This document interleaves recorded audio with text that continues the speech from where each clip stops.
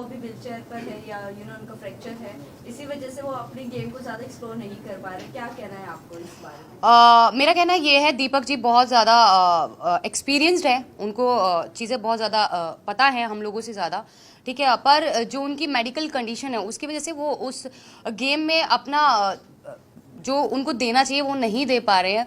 वो medical condition की वजह से बेड पे रहते हैं, उनको बेड से उठा के मेडिकल रूम तक ले जाने के लिए भी 2 लोगों की ज़रूरत पड़ती है। तो मुझे ऐसा लग रहा है कि उनको इस वक्त ना बुला के शायद नेक्स्ट सीजन में अगर बुलाते तो वो शायद बहुत ज़्यादा अच्छे से खेलते और शायद विनर भी हो सकते थे।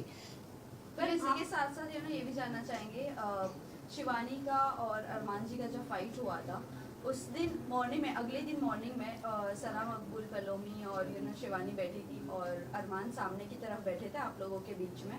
तब शिवानी को उन्होंने ये कहा था कि ये इंसान पर भरोसा नहीं करना, और वहीं हम दूसरी तरफ सोशल मीडिया पर देख रहे हैं कि शिवानी ऑलरेडी एक ब्लॉग बना चुकी है अरमान जी के साथ, मतलब वो उनको पहचानती है 2 साल पहले की। वो 2 साल पहले एक्चुअली क्या था कि मेरी एक हम लोगों की ग्रैंड मैरिज हो रही थी, मेरी और अम्मान की। मेरा सपना था जो वो पूरा कर रहे थे, तो उस ग्रैंड मैरिज में शिवानी ऑल्सो इनवाइटेड, वो इनवाइटेड थी।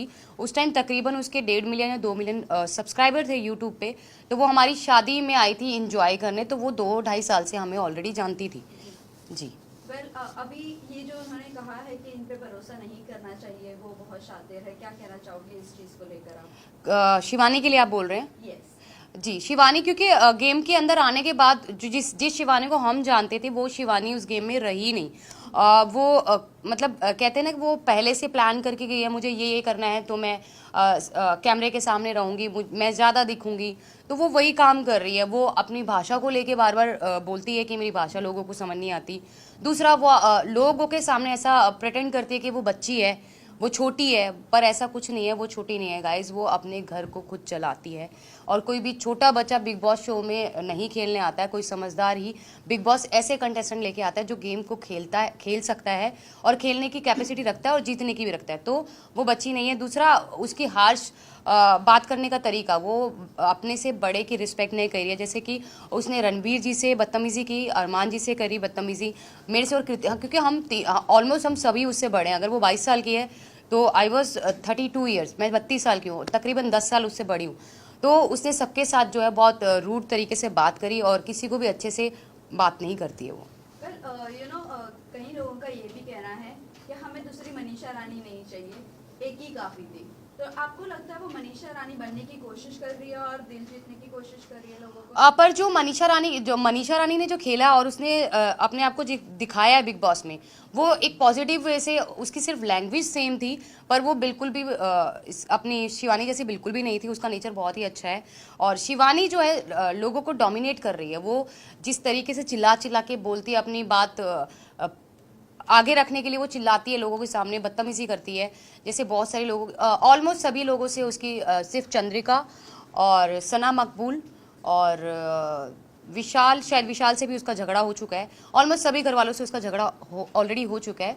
तो मनीषा ऐसी नहीं थी, मनीषा बहुत अच्छा पोलाइटली सबके साथ थी और बहुत अच्छा रिलेशन बना के गई सबके साथ। आप लोग, आपके रिश्तों के बारे में बाहर बहुत ज़्यादा ट्रोलिंग चल रही है, आप आपके रिश्तों को क्या कहना चाहोगे, रिश्ते के बारे में लोगों को क्या कहना चाहोगे जिस तरह से बाहर लोग एक्सेप्ट नहीं कर रहे हैं? वही आपके यूट्यूब पर आपके फैन फॉलोइंग ज़रूर होंगे, बट जब OTT पर आने के बाद वो चीज़ें लोग एक्सेप्ट नहीं कर रहे, क्या कहना है आपको? देखो, हमारा रिलेशन ऐसा है, मैं मानती हूँ कोई भी इस रिलेशन को एक्सेप्ट नहीं करेगा और समाज तो बिल्कुल भी नहीं करेगा, पर बहुत सारी परिस्थितियाँ ऐसी हो गई थी हमारे रिलेशन में। हम लोग तीनों 1-1.25 साल के लिए अलग भी हो गए थे, हम सेपरेट भी हो गए थे, वो भी करके देख लिया था। पर जो बहुत सारी परेशानियां, तकलीफ हमने झेली है, मरने की कगार तक हम तीनों पहुंच गए थे, पर उन सबको समेट के हमने वापस अपने रिलेशन को बनाया है। और इस रिलेशन में आज इतना प्यार है कि दुनिया की कोई भी ताकत हम तीनों को अलग नहीं कर सकती है। पर इसी के साथ साथ हम समाज को ये मैसेज देते हैं कि हम लोग 2 शादियों को सपोर्ट कभी नहीं करते हैं, ना ही ज़िंदगी में कभी करेंगे। ये गलती अरमान जी से हुई है, वो ये चीज़ मानते हैं, उनसे ये गलती हुई है। बहुत सारे लोग बोलते हैं कि हम पॉलीगमी को सपोर्ट करें 2 शादियों को। नहीं जी, नहीं, हम बिल्कुल भी नहीं कर रहे हैं। हम अपने हर व्लॉग, हर न्यूज़ चैनल पे जब हम अपना इंटरव्यू देते हैं तो हर जगह बोलते हैं कि प्लीज़ हमसे ये गलती हो गई, आप लोग ना करें, क्योंकि हमारे जैसा अंडरस्टैंडिंग, हमारे जैसा प्यार एक औरत और दूसरी औरत के बीच में नहीं हो सकता है। पायल, अभी जिस तरह से आपने कहा कि बहुत ज़्यादा चीज़ें हुई आपकी लाइफ में, बहुत स्ट्रगल्स भी हुए हैं, अब जब आप बिग बॉस पर आते हो और इतना डार्क फेस को वापस से एक बार रिपीट किया जा रहा है, सेम चीज़ें रिपीट की जा रही है, ये कितना मेंटली टॉर्चर है? और इससे अभी उगना चाहोगे या वहीं पर वो सब मेमोरीज अभी रिकलेक्ट करते रहना? नहीं नहीं, बिल्कुल भी रिकलेक्ट नहीं करना। अब उस फेस को हम बिल्कुल भूल चुके हैं। पर क्या होता है ना कि आपकी कुछ चीज़ें जो कुछ इमोशनल जुड़े होते हैं आपकी लाइफ के साथ, तो वो उस समय के साथ भी हमारे थोड़े, मेरे अलग हैं, अरमान के अलग है, कृतिका के अलग है, इमोशंस हैं। वो जब कोई बिल्कुल अंदर घुसता है ना तो एक डार्क फेस याद आता है और वो थोड़ा इमोशनल हो जाता है। तो लेकिन अब उस लाइफ को हम बिल्कुल भी नहीं याद नहीं करना चाहते और बिल्कुल भी नहीं उसके बारे में बात करना चाहते। इवन पायल, अभी आप घर से बाहर हो चुकी है, आप अपने बच्चों के साथ है, लेकिन आप अरमान को कितना मिस करेंगी? क्योंकि अभी वो तो घर के अंदर ही है। अरमान जी घर के अंदर है। मैं उनको मिस नहीं करूंगी क्योंकि मैं उन्हें रोज़ 24 आवर्स लाइव देखूंगी और उनके हर एक जितने भी एपिसोड्स आएंगे वो देखूंगी। उनको मिस नहीं करूंगी क्योंकि ऑलरेडी उनके पास कृतिका है उनके सपोर्ट के लिए, पर बाहर से फुल सपोर्ट दूंगी।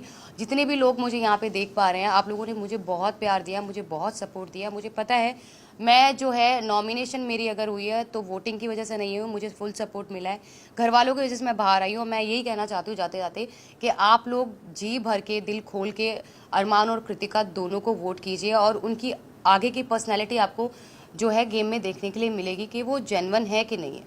वन लास्ट जाते जाते लास्ट क्वेश्चन, जिस तरह अभी आपने मेंशन किया था एक प्यार को पाने के लिए आपने अपनी फैमिली को खो दिया था, अब आपकी फैमिली का क्या फीडबैक है जब बिग बॉस से बाहर आ गई है? मेरी फैमिली का कोई फीडबैक नहीं है और मुझे नहीं लगता कि उनको मेरे फेम से, मेरे पैसे से कोई लेना देना है, क्योंकि ऑलरेडी फेम मेरे पास है। लोग मुझे जानते हैं, मेरे यूट्यूब से, मेरे इंस्टा से लोग मुझे जानते हैं। अगर ऐसा कुछ होता तो वो 13 साल में वेट नहीं करते मेरे पास आने के लिए। तो बिग बॉस OTT से उन लोगों को कोई फ़र्क नहीं पड़ने वाला। Please like and subscribe my channel.